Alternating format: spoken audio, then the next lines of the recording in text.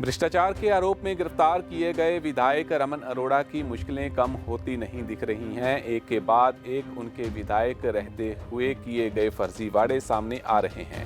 ताज़ा मामला ये है जिसमें नाज सिनेमा के दुकान मालिकों द्वारा विजिलेंस के एसएसपी हरप्रीत सिंह मंडेर को शिकायत सौंपकर कहा कि विधायक रमन अरोड़ा द्वारा अपने एक रिश्तेदारों के नाम पर 2 दुकानों की रजिस्ट्री तो करवाई गई, लेकिन अब तक उन्हें बेची गई दुकानों की पूरी पेमेंट नहीं की गई। सिर्फ रजिस्ट्री पर चेक नंबर डलवाकर गुड फेथ में रजिस्ट्री करवा ली गई है। विजिलेंस ने उक्त शिकायत पर मामले की जांच शुरू की है। सूत्रों के मुताबिक विजिलेंस को उक्त शिकायत दिनेश कत्याल के भाई प्रवेश कत्याल द्वारा दी गई, जो कि शहर के एक नामी रसूखदार परिवार से संबंध रखते हैं।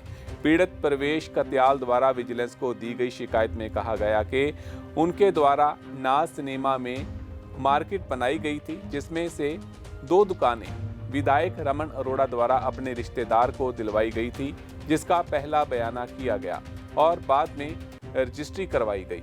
हालांकि रजिस्ट्री कराने को लेकर बयाने के मुताबिक वक्त था, लेकिन विधायक रमन अरोड़ा द्वारा खुद अपने रिश्तेदार को 2 दुकानें दिलाने के नाम पर गुड फेथ में रजिस्ट्री पहले करवा ली गई और मौखिक तौर पर विश्वास जताते हुए कहा गया कि रजिस्ट्री में जो बैंक पेमेंट होनी है उसके चेक नंबर डलवा लिए जाएं और चेक की पेमेंट तय समय पर ही होगी।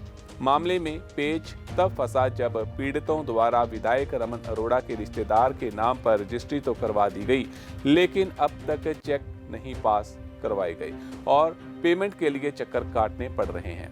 दरअसल हुआ ये कि विधायक रमन अरोड़ा द्वारा पीड़ित प्रवेश कत्याल को ये कहकर दुकानों का सौदा करवाया गया कि दुकानें उनके रिश्तेदार ने लेनी है, जिसका सौदा खुद विधायक ने बीच में एक रसूखदार व्यक्ति होने के नाते करवाया।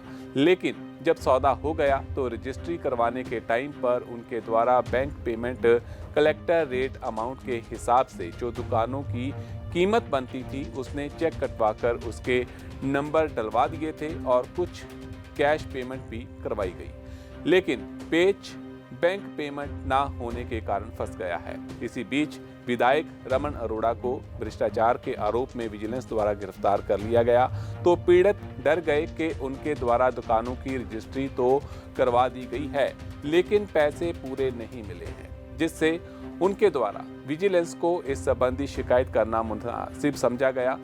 और आपको ये भी बता दें कि विजिलेंस को विधायक रमन अरोड़ा की बेनामी संपत्ति के बारे में जानकारी रेवेन्यू रिकॉर्ड से मिली है और वह करोड़ों अरबों रुपए की बताई जा रही है। अब इतना बड़ा घोटाला होने के चलते पीड़ित प्रवेश कत्याल, जो कि खुद एक प्रॉपर्टी कारोबारी एवं डेवलपर है, और उन्होंने चिंता जताई है कि वह ठगी का शिकार हो गए हैं। उक्त भ्रष्टाचार का मामला सामने आने के बाद धीरे धीरे कई पीड़ित सामने आ रहे हैं।